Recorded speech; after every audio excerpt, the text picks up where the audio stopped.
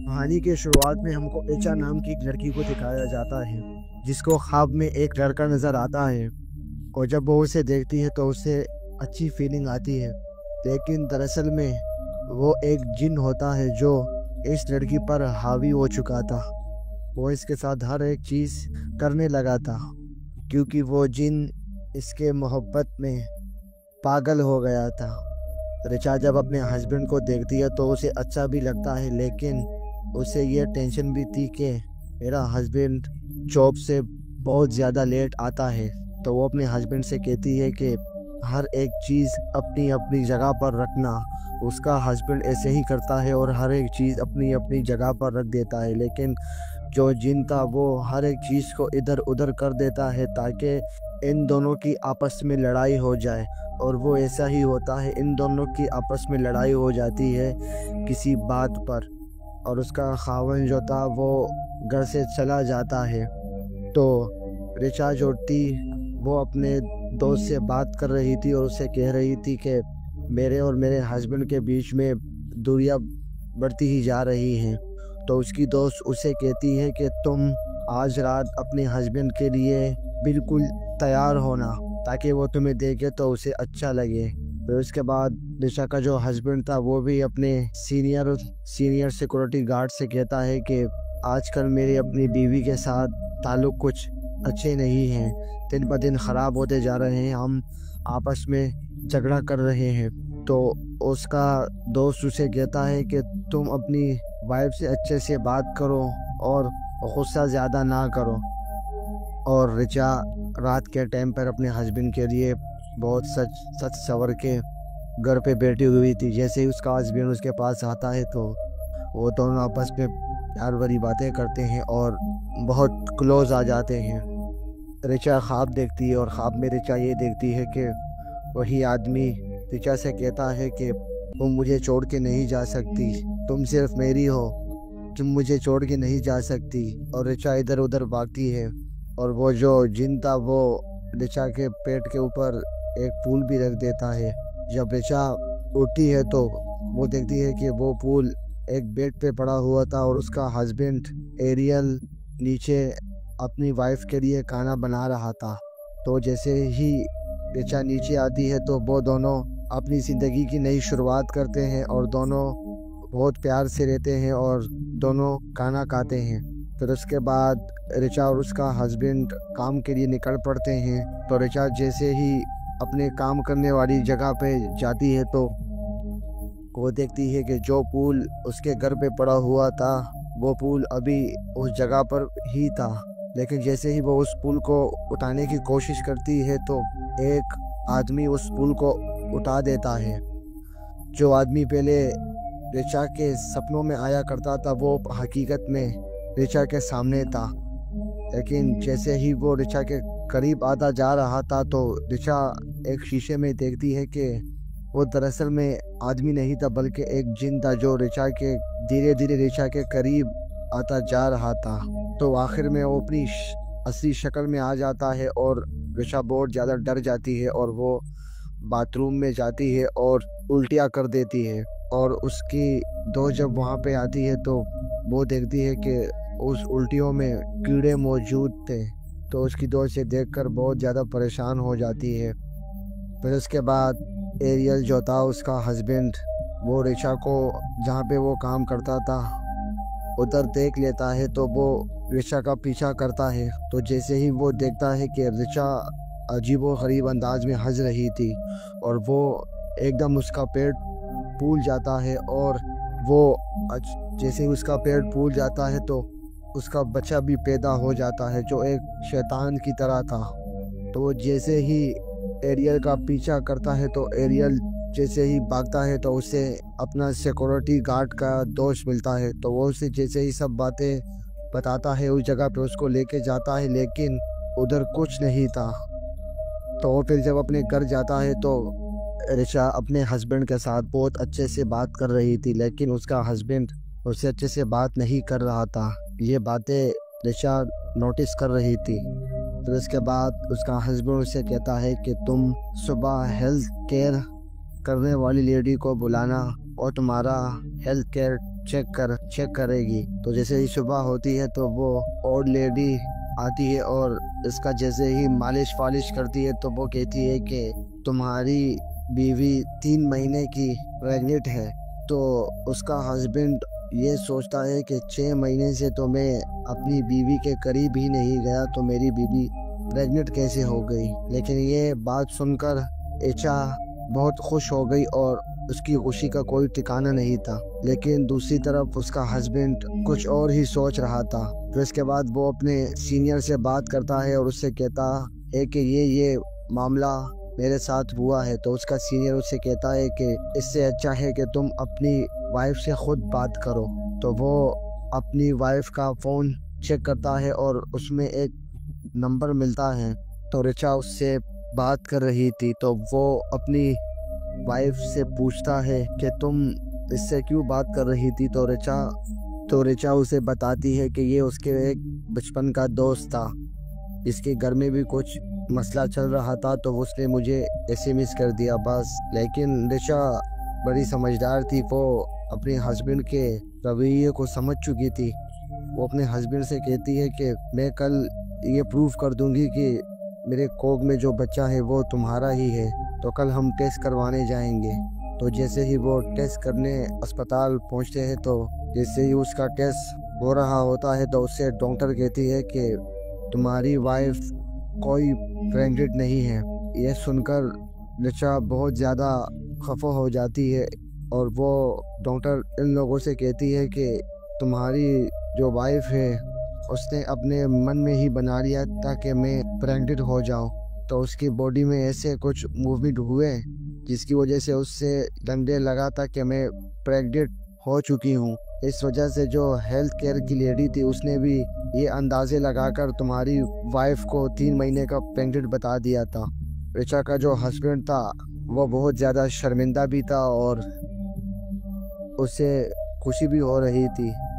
ये सब बातें रिचा अपनी दोस्त को बता रही होती है। तो उसकी दोस्त रिचा से कहती है कि ये सब चीज़ें जो तुम्हारे साथ हो रही हैं वो एक नॉर्मल बात नहीं है।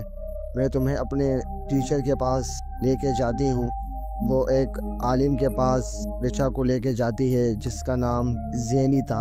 और जैसे ही रिचा ज़ैनी साहब के घर के बाहर होती है तो वो ज़ैनी साहब उस जिन को देख लेते हैं जो रिचा के पीछे था।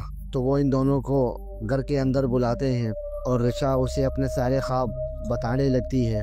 ज़ैनी साहब जो कि एक आलिम थे वो कुरान पाक खोलते हैं और उसे कहते हैं कि तुम्हारे पास जो है वो एक जिन है जो लोगों के रिश्ते ख़राब करता है और वो तुम्हारे पर आशिक हो गया है। और वो रिचा ज़ैनी साहब को बताती है कि मैं प्रेग्नेंट भी हूँ। तो ज़ैनी साहब उसे कहते हैं कि तुम कोई प्रेग्नेंट नहीं हो, तुम्हें जो ख्वाब आ रहे हैं दरअसल में वो जिन तुम्हें दिखा रहा है। तो फिर इसके बाद उसकी जो दोस्त थी वो रिचा के साथ कुछ देर बैठती है। लेकिन जैसे ही रिचा सो जाती है तो वो जैसे ही अपने घर के लिए रवाना हो जाती है तो वो देखती है कि रोड पे एक बिल्ली होती है। तो वो उस बिल्ली को साइड पे कर देती है।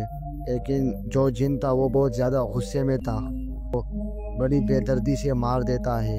लेकिन ये जो सब मनाजिर हो रहे थे तो रिचा उसे अपने ख्वाब में भी देख रही होती है। जैसे ही रिचा अपने ख्वाब से उठती है तो वो बाहर निकलती है तो बाहर बहुत सारे लोग जमा हुए होते हैं और चीखों पुकार होती है। तो वो जैसे ही देखती है तो उसकी दोस्त वहाँ पे मरी पड़ी होती है।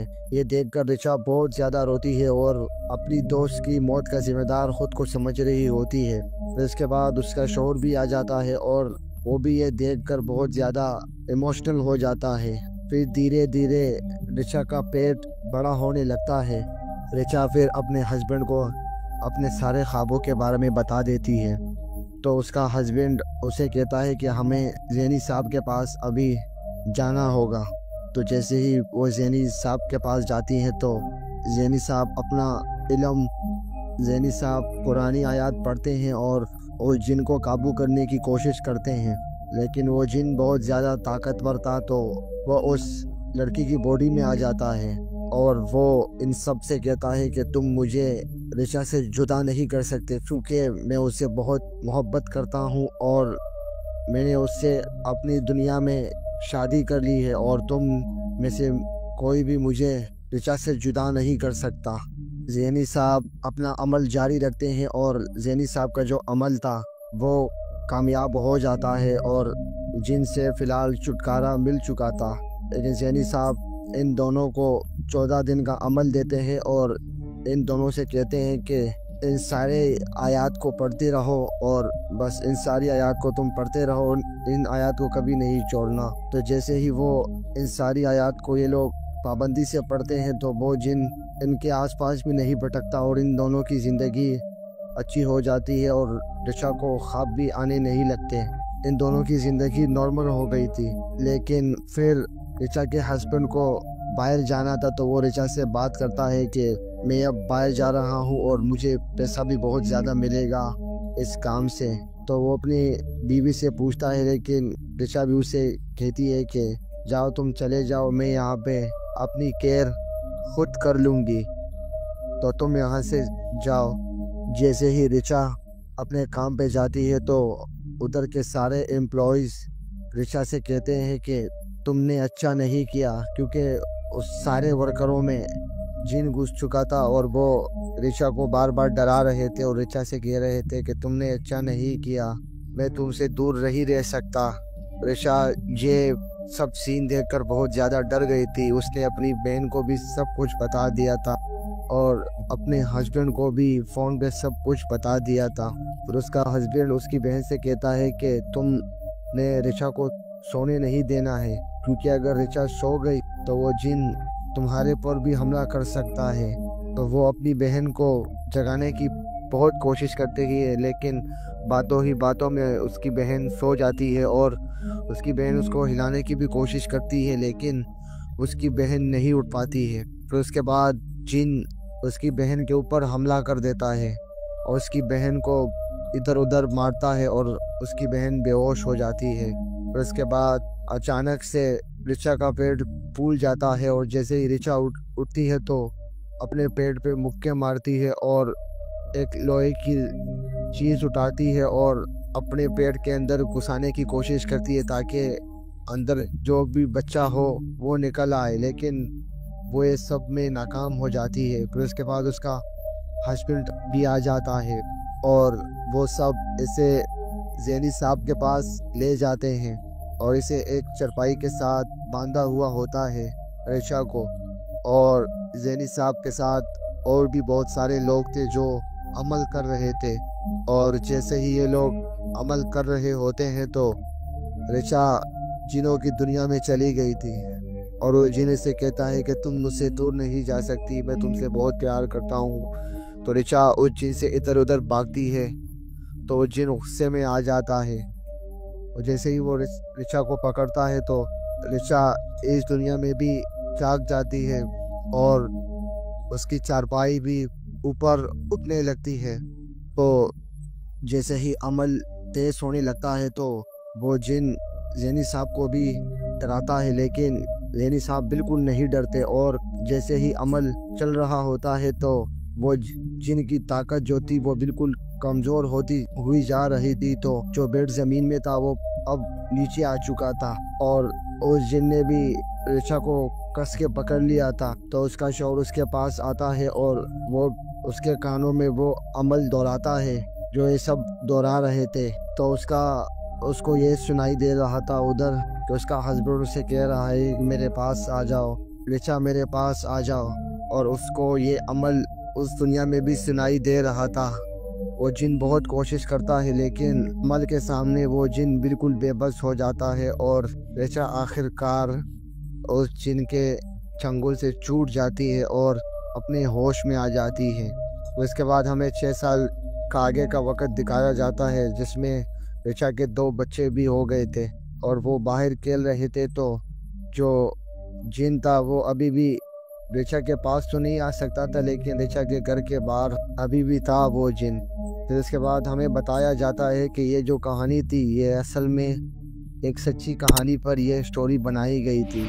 इसी के साथ ये कहानी यहीं पर ही ख़त्म हो जाती है।